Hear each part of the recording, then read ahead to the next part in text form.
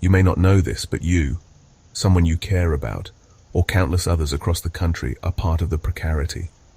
It's a group most people haven't heard of, or if they have, wish they didn't belong to.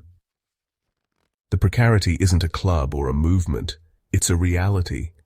It's the shared experience of living on the edge of financial instability in one of the wealthiest nations in the world. Economic precarity isn't just a buzzword, it's the day-to-day reality for most Americans. Here's the hard truth. As of 2023, 63% of Americans live paycheck to paycheck, including 40% of those earning over $100,000 annually. Nearly 4 in 10 people, 37%, say they couldn't cover a $400 emergency expense, and 18% rely on government assistance like Social Security or Medicaid to make ends meet. When you account for these overlaps, as many as 70 to 75% of Americans are one unexpected crisis away from financial disaster. How did we get here? Inequality in the United States didn't happen by accident. It's the result of deliberate choices, policies, economic shifts, and institutional decisions that left the majority vulnerable while consolidating wealth and power at the top. Since the 1980s, tax policies, like Reagan's tax cuts, Bush's reforms, and Trump's 2017 overhaul, have slashed rates for corporations and the ultra-wealthy. While marketed as economic stimulants, they primarily enriched the highest earners, shifting more of the tax burden onto middle and working-class Americans. Meanwhile, the Federal Reserve's quantitative easing policies after the 2008 financial crisis aimed to stabilize markets but disproportionately enriched asset holders, while doing little to address wage stagnation. The result? A growing chasm between the haves and the have-nots. The decline of labor power has compounded this crisis. Union membership, a cornerstone of fair wages and protections, has plummeted, weakening workers' ability to negotiate for better pay. At the same time, globalization and automation displaced millions of middle-skill jobs, concentrating wealth among capital owners. The courts played their role too.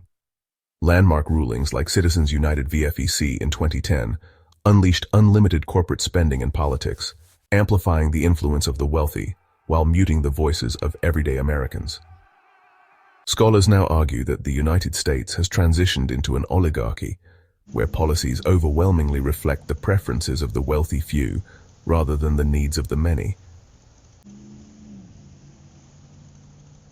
For everyday Americans, this inequality isn't just a statistic, it's deeply personal. Wages have stagnated, while the cost of essentials like healthcare, housing, and education has skyrocketed. Marginalized communities, especially racial minorities, face even steeper barriers to wealth accumulation. Families live with constant anxiety. How will they pay rent this month? Will they have food on the table next week? What happens if the car breaks down? The consequences are profound. Chronic financial stress erodes mental and physical health, leading to anxiety, depression, and shorter lifespans. Families struggle under the weight of instability, with relationships strained and children facing food insecurity and disrupted education. Housing insecurity looms large. Millions are just one missed paycheck away from eviction or homelessness. Without savings or support, many Americans feel trapped in a cycle of poverty that spans generations. This isn't just about individuals, it's about the societal cycles we're stuck in. Economic precarity fosters a scarcity mindset, a constant focus on survival that leaves little room for planning or risk-taking. This mental load breeds decision fatigue and short-term thinking. At a societal level, financial instability erodes trust in institutions, fosters political disengagement, and fuels polarization and unrest. Together, these forces undermine the foundational promise of democracy, where every voice should count equally. But it doesn't have to be this way. Change is possible. Raising wages, ensuring access to healthcare and education, and reining in corporate influence aren't just policy ideas. They're lifelines. They're the steps we must take to restore fairness, protect democracy, and build a stable future. The precarity isn't just an economic issue. It's a societal challenge. Without action, the dream of a better future risks becoming a fading memory, replaced by inequality and disillusionment. But together we can rewrite this story. The question is, will we? Please subscribe to the Intellectualist's new YouTube channel, where we present insightful videos analyzing the current events shaping the world. Turn on notifications to receive the latest updates from the channel.